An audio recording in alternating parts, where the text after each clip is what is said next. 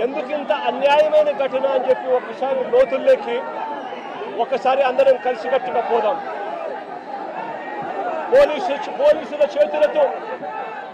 పోలీసుల చేతిలో దెబ్బలు తిన్నవారు రాకేష్ అనే పిల్లోడు, దోమా రాకేష్ అనే పిల్లాడు, ఇంకొక పిల్లోడు షేబ్రోలు జాన్ విక్టర్ అనే పిల్లోడు, ఇంకొక పిల్లోడు కరీముల్లా అని. దళితులు మైనారిటీ వర్గానికి చెందిన వ్యక్తి ఇంకొక పిల్లాడు.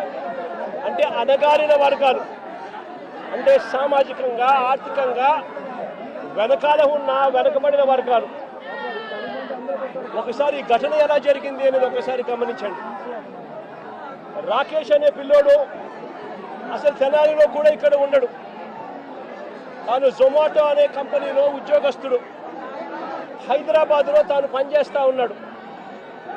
హైదరాబాద్లో పనిచేస్తూ ఉన్న ఈ రాకేష్ అనే పిల్లాడు, జొమాటో అనే కంపెనీలో పనిచేస్తూ ఉన్న ఈ రాకేష్ అనే పిల్లోడు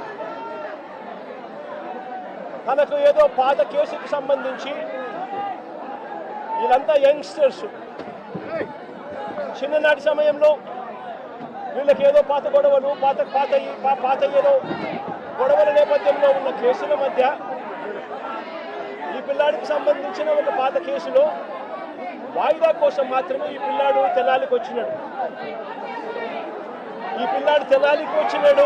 కానీ ఈ పిల్లాడు ఇక్కడ పనిచేయడంలా, ఈ పిల్లాడు ఇక్కడ ఉండడంలా, హైదరాబాద్లో పనిచేస్తూ ఉన్నాడు జొమాటో అనే కంపెనీలో. ఈ పిల్లాడిని చూడడానికి ఈ పిల్లాడు ఫ్రెండ్స్ వచ్చారు. ఈ పిల్లాడు కూడా పాలిటెక్నిక్ మెకానికల్ చదివిన పిల్లాడు. ఈ పిల్లాడిని చూడడానికి ఈ పిల్లాడు ఫ్రెండ్స్ మంగళగిరి నుంచి వచ్చినారు. వాళ్ళు కూడా ఇక్కడ ఉండరు. మంగళగిరి నుంచి వచ్చిన పిల్లాడు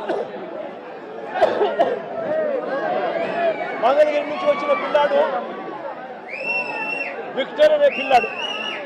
ఈ విక్టర్ అనే పిల్లాడు జూనియర్ అడ్వకేట్.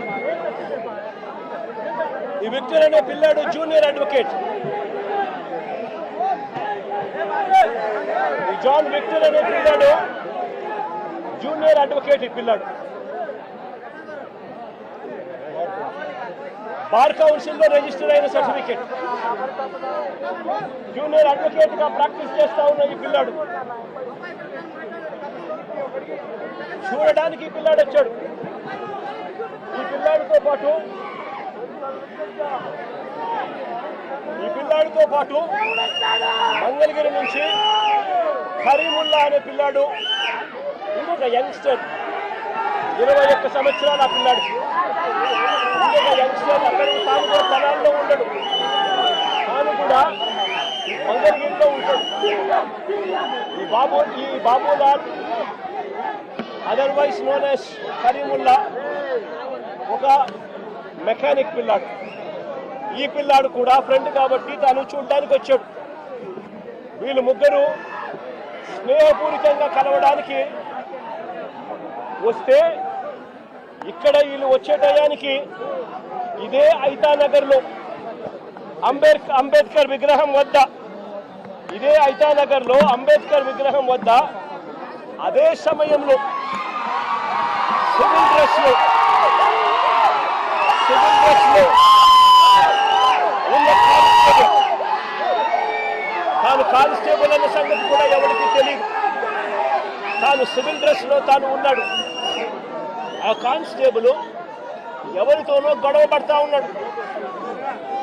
వీళ్ళ ఏరియాకి వచ్చి అంబేద్కర్ స్టాచ్యూ దగ్గర ఎవరో ముఖం తెలియని వ్యక్తి సివిల్ డ్రెస్ లో ఎవరితోనో గొడవ పడతా ఉంటే వీళ్ళు గొడవలో ఇన్వాల్వ్ అయ్యి ఆపడానికి ప్రయత్నం చేశారు.